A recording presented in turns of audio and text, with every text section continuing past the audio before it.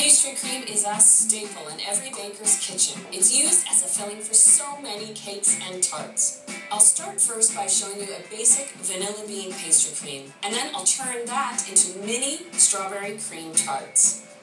With the principle of pastry cream behind us, we can move into the world of apricot orange soufflés. Then, to build on the principle even further, how about a classic birthday cake, but with a caramel pastry cream filling? And then for something a little fun, mini cannoli, each filled with a different flavor of pastry cream. But let's start at the beginning, a classic vanilla bean pastry cream.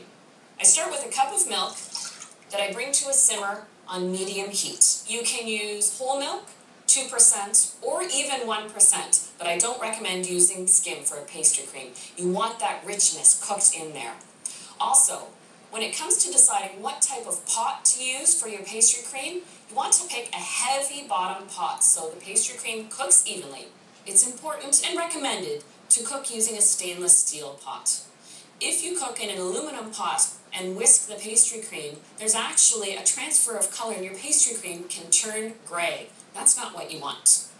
I'll add about 1.5 teaspoons of vanilla bean paste. I do like to use the paste or a bean, especially when you're going to see it, as we are in these strawberry cream tarts. For the eggs, 3 eggs, but just the yolks.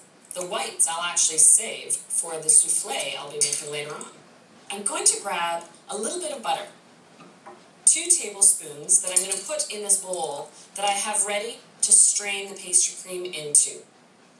A pastry cream is thickened by egg yolks and cornstarch. I'll add 2 tablespoons to the yolks. And I see that the milk is just coming up to a simmer, so now I can add the sugar, 3 tablespoons.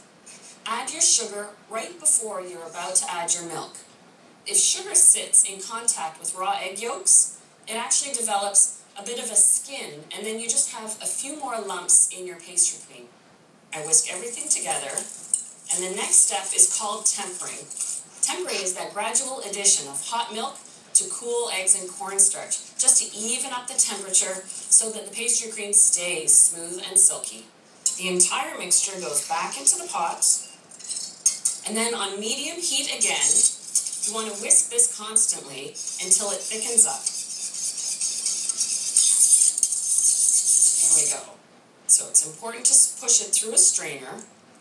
You can use your spatula or use your whisk. And just stir it in to melt the butter. And the final step, as the pastry cream cools, to put plastic wrap directly on the surface of the custard. No putting skin here. So the plastic prevents that altogether. I'll chill it down completely. It takes about an hour, maybe 2. And right now, its use will be to fill some lovely strawberry cream tarts. For these tarts, I'm making a simple graham cracker crust. So I start with a cup of plain graham cracker crumbs and add a cup of flour to that, 4 teaspoons of sugar, and just a pinch of salt, about 1/4 teaspoon. I've melted half a cup of unsalted butter and then just pour the butter in. This is now perfectly combined and ready for the oven.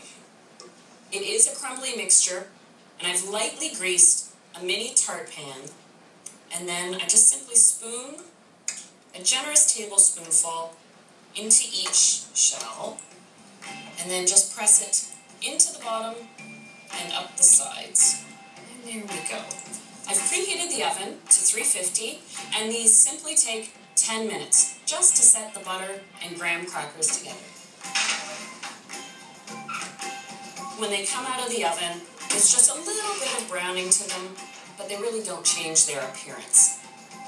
I have some of the tart shells already cooled and ready for filling. Now it's time to fill them. So the pastry cream has chilled completely. It's always a good idea to give the pastry cream a little stir before you fill or use it. Using a pastry bag is the easiest way to fill the little tarts in the most tidy manner. Before I start filling, I like to pop the tart shells out of their tin and then fill it right to the top, just like so. And now that the pastry cream is fully chilled, you won't get a pudding skin, so these don't have to be covered at this point. Except with your garnish, of course. In this case, nice strawberry half. But a vanilla bean pastry cream suits any berry topping. It is simple, and it's also quite elegant. And now that you've really got the principles down behind a good pastry cream, you're ready for the next step, apricot orange soufflés.